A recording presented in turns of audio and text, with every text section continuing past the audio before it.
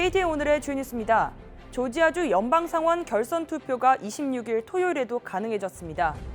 북한의 계속되는 도발에 유엔 안보리가 이렇다 할 대응을 마련하지 못하자 미국은 중국을 압박하고 나섰습니다. 다음 달 예정된 오펙 플러스 회의에서 원유 증산 논의 가능성도 나왔습니다. 중국 허난성의 한 공장에서 불이 나 최소 38명이 사망하는 안타까운 소식이 전해졌습니다. 오늘의 주요 소식 잠시 후 전해드립니다.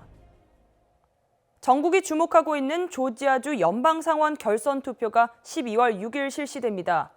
최근 논란이 됐던 공휴일 2일 이내 토요일 투표 금지도 다시 없어졌습니다. 한인들이 많이 거주하고 있는 귀넷 카운티와 풀턴 카운티, 딥캣 카운티 등에선 26일 토요일에 사전 투표가 진행됩니다.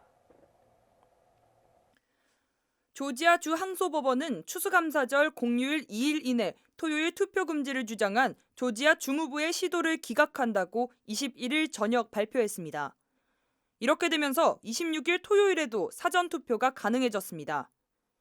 공화당 브래드 라펜스버거 주무장관은 조지아 주법에 따라 공휴일 2일 이내 토요일 투표 금지를 주장했습니다.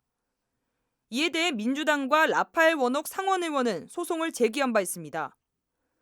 라펜스버거 장관 대변인 마이크 해싱커는 주무부가 법원의 뜻을 따를 것이며 미래의 혼란을 피하기 위해 사소한 것도 정확하게 하는 것을 고려해야 한다며 투표일 사전투표를 반대했던 이유를 전했습니다. 이번 판결에 라펜스버거 장관이 항소할 뜻이 없다고 밝혔기 때문에 26일 조지아주 전역에서는 최소 11개의 카운티가 사전투표를 실시할 것으로 보입니다. 한인이 많이 거주하는 귀넷 카운티와 풀턴 카운티, 딥캣 카운티 그리고 캅 카운티 등은 26일 토요일부터 사전투표를 실시합니다. 사전투표는 12월 2일까지 실시할 예정이며 본선거는 12월 6일 실시됩니다. 로이드 오스틴 국방부 장관은 북한의 도발에 우려를 표명한 뒤 유엔 안전보장이사회 결의에 철저하게 이행할 것을 중국에 요구했습니다. 오스틴 장관은 캄보디아에서 열린 아세안 확대 국방장관 회의에서 웨이펑어 중국 국방부장을 만나 이 같은 입장을 강조했습니다. 이는 북한의 ICBM 시험 발사 등 연일 계속되는 도발에 대한 중국의 책임을 압박하는 것으로 풀이됩니다. 연방정부와 의회는 그동안 중국이 유엔 안보리 결의를 제대로 이행하지 않아 대북 제재 실효성이 떨어졌다는 입장을 밝혀왔습니다. 미군 지역사령부인 인도태평양 사령부 예하에 미사일 방어 등의 임무를 전담하는 부대 우주군 사령부가 오는 22일 창설됩니다. 지역사령부에 우주군 예하부대가 창설되는 것은 인도태평양 사령부가 처음입니다. 이는 미국이 최대 전략적 위협으로 간주하는 중국과 함께 핵과 미사일 프로그램 개발에 치중하며 미국을 위협하는 북한을 겨냥한 것으로 분석됩니다. 사우디아라비아를 비롯한 석유 수출기국 오펙 회원들과 오펙 플러스가 원유 증산을 논의하고 있다고 월스트리트저널이 보도했습니다. 보도에 따르면 복수의 참가국 대표들이 사우디와 다른 오펙 회원국들이 내달 4일 오펙 플러스 회의를 앞두고 하루 최대 50만 배럴의 증산 논의를 진행 중이라고 말했습니다. 이는 지난달 오펙 플러스의 대규모 감산 결정 이후 악화된 미국과 사우디 관계에 균열을 메우는 데 도움이 될 것이라고 평가됩니다.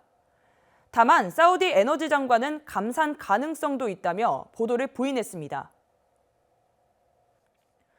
지난 21일 오후 중국 허난성 안양시의 한 공장에서 불이 나 40명의 사상자를 냈다고 중국 중앙TV 등이 보도했습니다.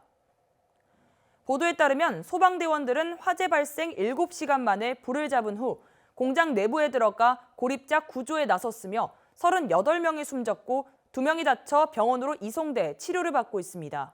불이 난 공장은 기계설비와 화학약품, 일상용품 등을 생산하는 업체로 알려졌습니다. 소방당국은 1층 창고에서 용접 작업을 하던 중 솜이 날리면서 불이 시작됐고 의류 더미로 불이 옮겨 붙으면서 확대된 것으로 보고 있습니다.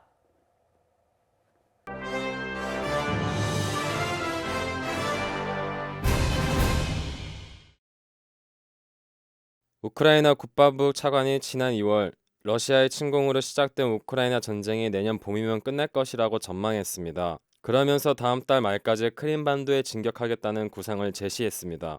우크라이나에서는 현재 북부 하르키우, 동부 돈바스, 남부 헤르손 등 3개 전선에서 교전이 지속되고 있습니다.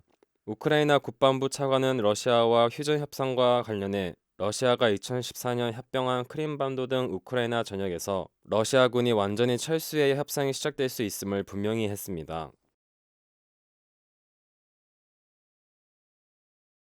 인도네시아 자바섬 서부 치안주르에서 지난 21일 오후 규모 5.6 지진이 발생했습니다. 지방 정부는 사망자 수가 최소 268명에 달한다고 밝혔습니다. 또 151명이 실종 상태고 1천여 명이 다쳤으며 이재민은 7천여 명에 달한다고 덧붙였습니다. 이번 지진은 규모는 그리 크지는 않았지만 진원의 깊이가 10km로 얕은 많은 희생자가 나오고 있습니다. 내진 설계가 제대로 안 된 건물이 쉽게 무너져 내렸으며 우기를 맞아 산비탈이 약해지면서 산사태가 발생한 것도 피해를 키웠습니다. KT 뉴스를 모두 마칩니다. 시청해주신 여러분 고맙습니다.